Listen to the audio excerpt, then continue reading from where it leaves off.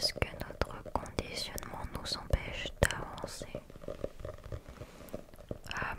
C'est quoi nos conditionnements? Qu'est-ce que je vais t'apprendre ce soir sur tes convictions, sur ta personne, ta personnalité? Je vais t'apprendre à débloquer tous les problèmes que tu peux avoir. Alors, te donner les clés, bien sûr. Je ne suis pas psy, je ne suis pas professionnelle. Je te donnerai ce soir que des clés pour t'aider à avancer. Ça, c'est un de mes journaux, tu vois. Je le trouve vraiment joli et inspirant. Vraiment très beau. Je l'ai eu dans un magasin qui s'appelle Emma. Voilà. Et dedans, je note plein de choses que j'ai trouvées dans des livres. Pas forcément que de développement personnel, mais des livres aussi assez spirituels. Et je suis qu'au commencement, donc j'ai pas grand chose encore. Mais on va commencer certaines pistes de réflexion. Je compte sur toi pour que tu me dises ce que tu en penses, bien sûr. Et je vais te donner toutes les phrases que j'ai notées. Pour l'instant, j'ai allez, peut-être quelques pages, mais pas grand-chose. Mais j'appelais ça les phrases inspirantes. Et j'espère que ça va te guider. Voilà, tout simplement. Donc je vais te dire les phrases que j'ai notées et on pourra en débattre un peu plus. Il y a des choses où je vais te le dire et il y a d'autres où je vais essayer d'en parler un peu plus. La première phrase de mon livre, c'est littéralement: ne sois pas un parleur, sois un créateur. Si tu décides quelque chose, tu dois le faire quoi qu'il arrive. Si tu continues à faire la même chose, tu continueras à avoir les mêmes choses.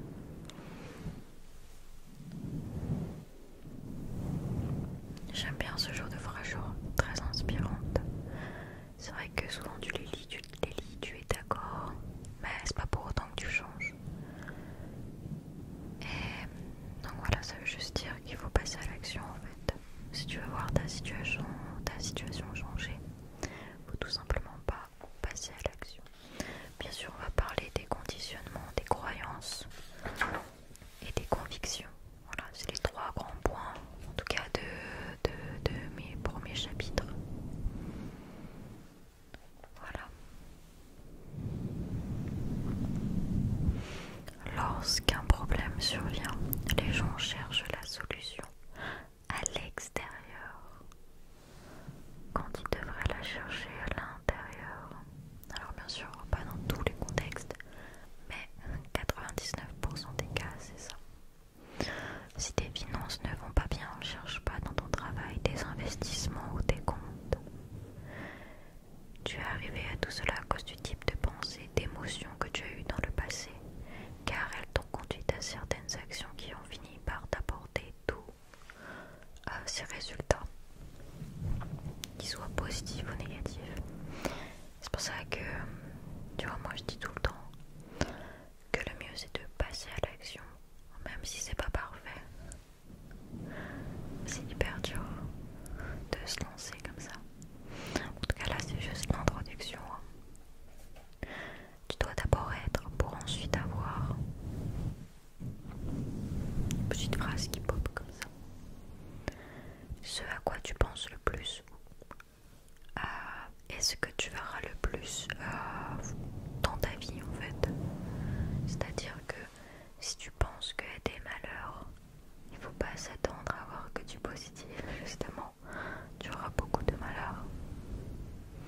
Bon, ce n'est qu'une introduction, mais c'était juste pour te dire que les pensées dominantes définissent ta vie et ton destin.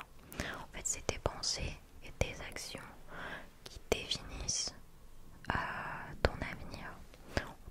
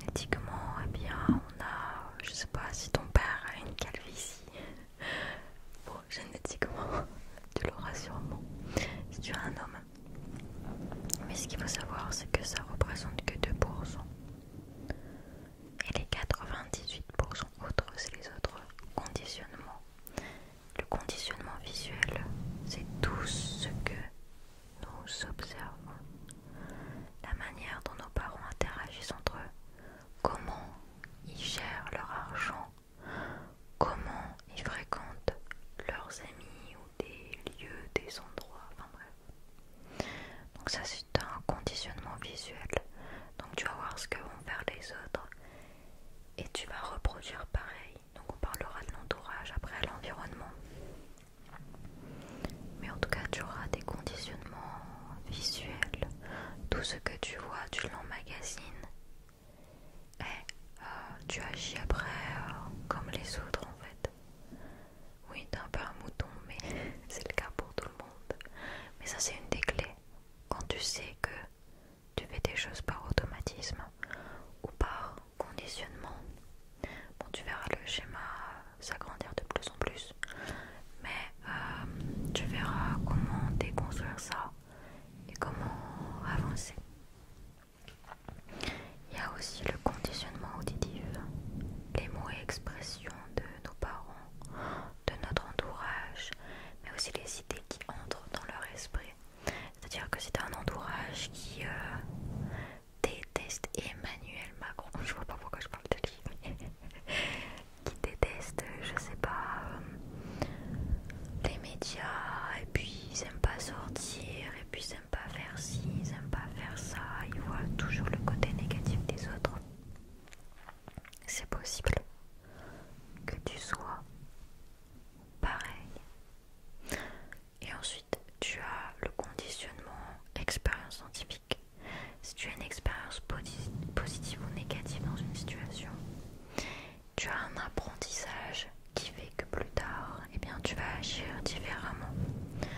Par exemple, j'en sais rien, si tu vas dans un café pour la première fois, je dis n'importe quoi, et que ça se passe très mal, eh bien les autres fois, eh bien tu seras beaucoup plus sur la défensive. Si tu veux entrer dans un café, tu vas faire attention au serveur, tu vas faire attention à comment on te parle, et tu seras beaucoup moins indulgent, plus stressé, etc. Bon, j'ai pris un exemple quelconque, mais tu vois. Il y a une petite phrase qui est marrante. Tu ne peux pas voler comme un aigle si tu es entouré de dindons. En gros, le conditionnement se fait beaucoup par l'entourage. Et c'est pour ça que généralement, si tu traînes avec des gens, je sais pas, qui sont toujours positifs, tu vas toujours être positif. Si tu traînes, c'est ce qu'on dit par exemple avec les ados, des fois ils ont des mauvaises fréquentations, et bien ils commencent à penser différemment, à faire des actions différentes, et les parents ils pètent un câble. Bah là c'est la même chose, si tu t'entoures de bonnes personnes, et bien tu vas pouvoir changer peu à peu tes conditionnements en fait, et tes croyances, et ensuite tes convictions, voilà. J'avais plus le mot. Alors vous allez me dire, oui mais moi mes parents je peux pas faire autrement. Oui mais moi ma famille, etc. etc. Les amis c'est plus simple. La famille c'est plus dur. Rien ne t'empêche de te détacher émotionnellement de tes parents et de ta famille. Tu peux le faire, c'est-à-dire ne plus prendre en compte leurs remarques, leur négativité. Pense toujours positif si tu es ou si tu veux être ce genre de personne. Et va de l'avant, même si ça leur plaît pas, bah tu continues, quand tu continues. Et peut-être que même tu les changeras. Je suis très optimiste. Voilà. Ok. Petit conseil, il faut toujours que tu fasses attention à ce que tu entends du coup. Ce que tu entends, de ce que tu vois. Par exemple les médias, internet, ça peut bousiller un petit peu le moral. C'est pour ça que moi, dès qu'il y a des guerres ou des choses comme ça, je coupe un peu les réseaux, je regarde pas. Parce que je suis toujours à voir le beau côté du monde entier. Et là, c'est que du négatif et ça peut atteindre le moral. Et puis t'empêcher d'avancer tout simplement. Alors, tu peux le prendre de deux manières différentes, soit dire oh là là, elle est pas sensible à la guerre, soit dire ah, je comprends tout à fait, je suis pareil. Mais on s'en fout du jugement des autres. Voilà, je m'en fiche de ce que tu penses. Et voilà, il faut être comme ça avec les gens. Si je veux me protéger, je me protège. C'est tout.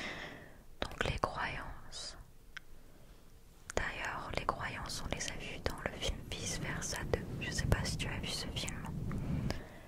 Sur le 1, on voyait les émotions et ensuite on voyait les croyances.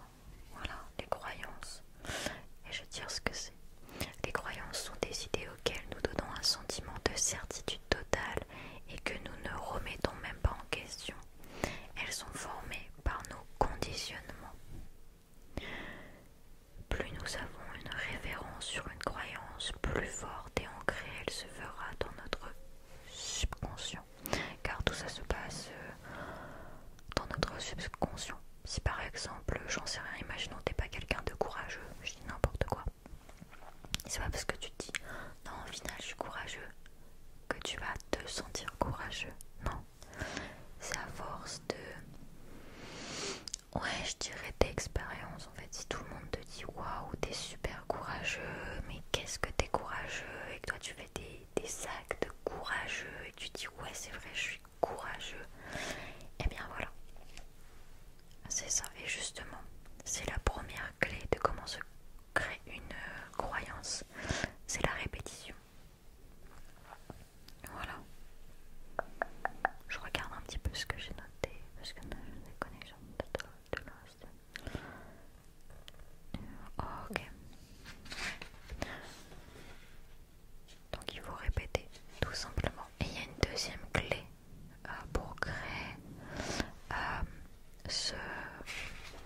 Pourquoi j'oublie les mots? Cette croyance. C'est le haut impact émotionnel. Lorsque tu as un haut impact émotionnel, tu formes une connexion neuronale.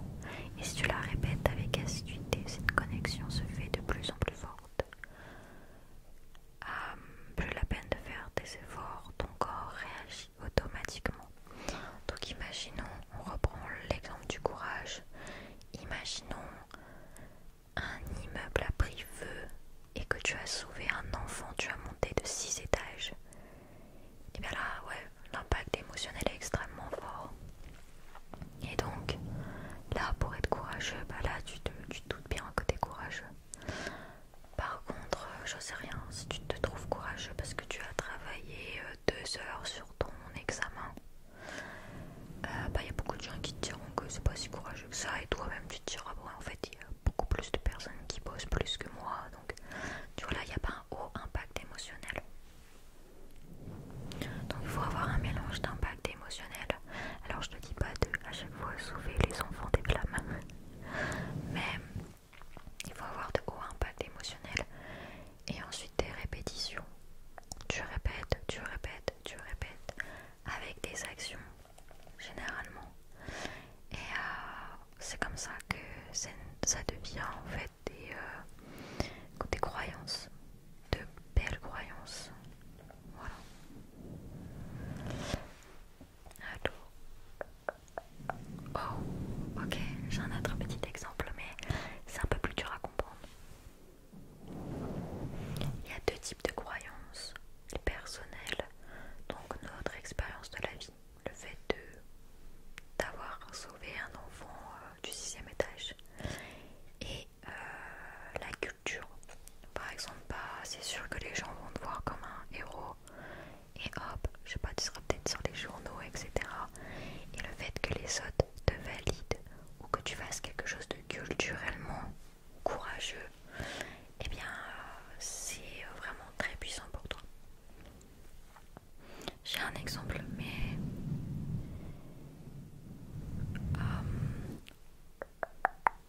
j'ai 2 exemples, du coup tu vas peut-être mieux comprendre. Ok. Bon, je vais t'en donner un, juste, je veux pas trop te perdre.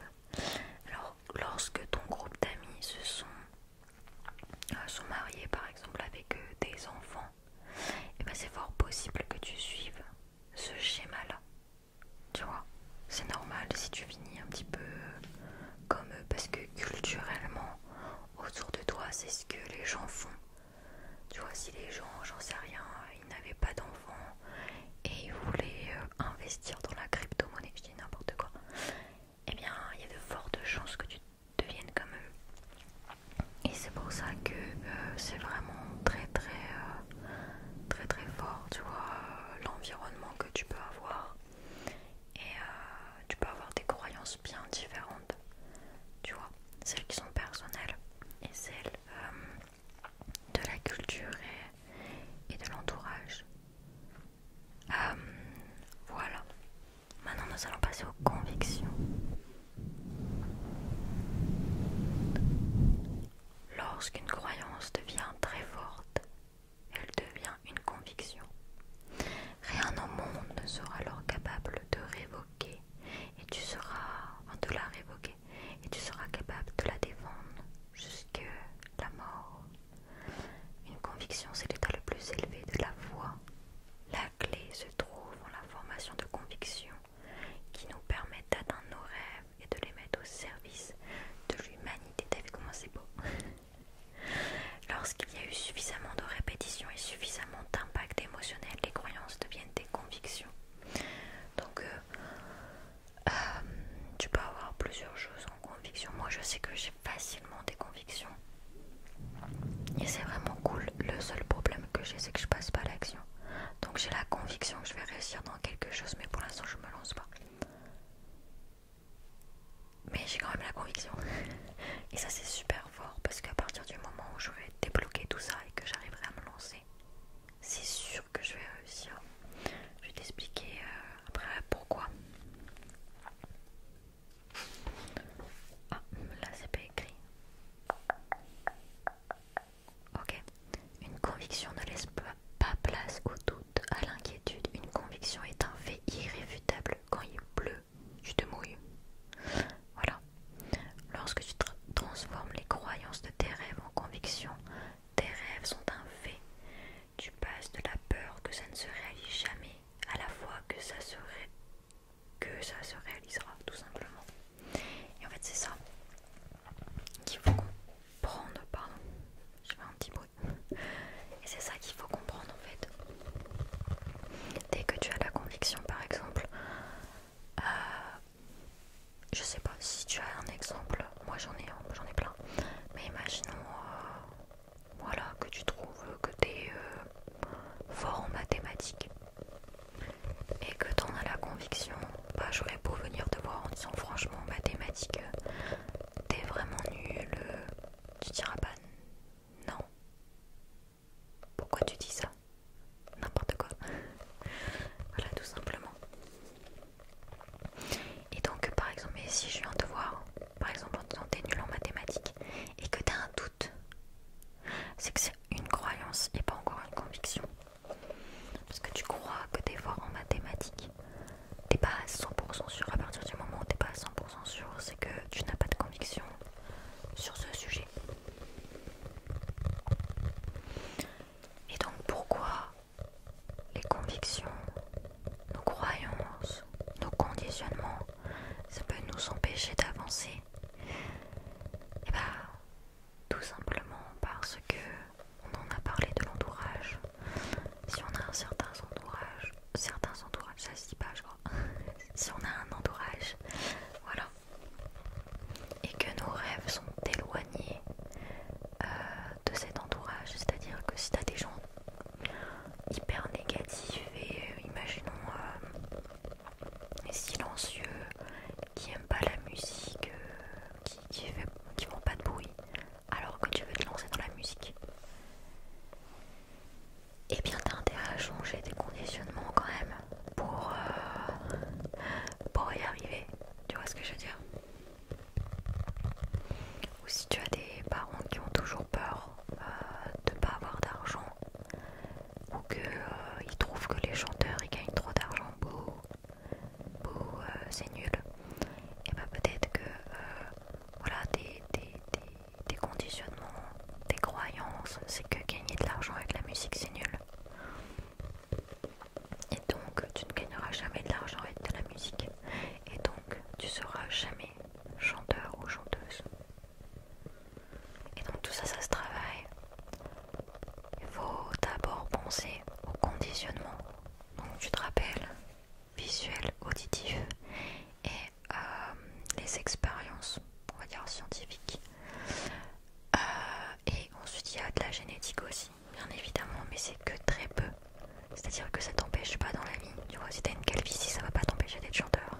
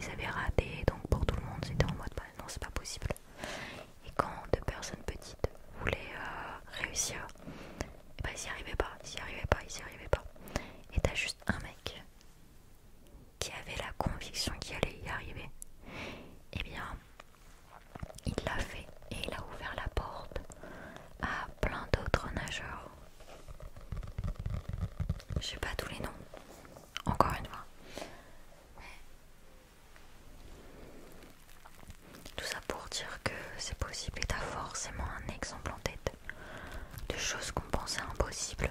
Par exemple, aller sur la Lune. Il y a quelques années, c'était impossible. Il y a des mecs qui se sont dit, si on va y aller, même si personne n'y croyait, ils se sont dit, ok, on va y aller, let's go. Bah voilà, tu vois. Ils ont réussi. Et c'est grâce à toutes ces personnes qui avaient des convictions différentes, qui avaient des croyances différentes et des conditionnements différents, que le monde a changé. Et sache que ton monde peut changer. Mais pour ça, il faut retirer tous ces blocages. Commencer par les conditionnements, regarder l'entourage, regarder comment les gens gèrent l'argent, etc. D'ailleurs, sache que tu vas gagner 20% de plus, statistiquement en moyenne, 20% de plus ou 20% de moins que les personnes de ton entourage. Statistiquement, c'est très dur à dire, c'est ce qui se passe. Alors bien sûr, il y a toujours des exceptions, il y a des personnes qui gagnent à l'euro million, d'autres qui se lancent dans des activités et puis ils cartonnent. Mais généralement, la famille et les amis, ils s'en profitent bien. Imagine n'importe quoi, je dis Michou par exemple, c'est un youtubeur, Michou, il a plein d'abonnés. Ses frères ont pu se lancer sur YouTube et bien gagner leur vie. Alors oui, il y a toujours une différence de salaire, on est d'accord, parce que c'est un cas exceptionnel. Mais tu vois comme quoi, dès que quelqu'un a beaucoup plus d'argent dans la famille, et bien toute la famille en profite. Et après, c'est fort possible, tu vois, si les frères de Michou ils lançaient une activité et qui travaillaient sur leur conditionnement et sur leurs croyances et leurs convictions, peut-être qu'ils auraient autant d'abonnés que Michou. Peut-être que... j'en sais rien, tu vois. Peut-être qu'ils se lanceraient dans un business et ils auraient énormément d'argent.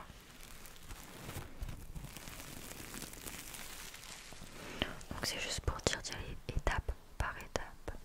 Conditionnement, croyance et conviction. Donc dis-moi en commentaire si t'as déjà des convictions genre... c'est comme une intuition, c'est des trucs que tu sais un peu. Tu vois genre, je suis sûr et certain que je vais terminer comme ça. Je suis sûr et certain que... hop hop hop.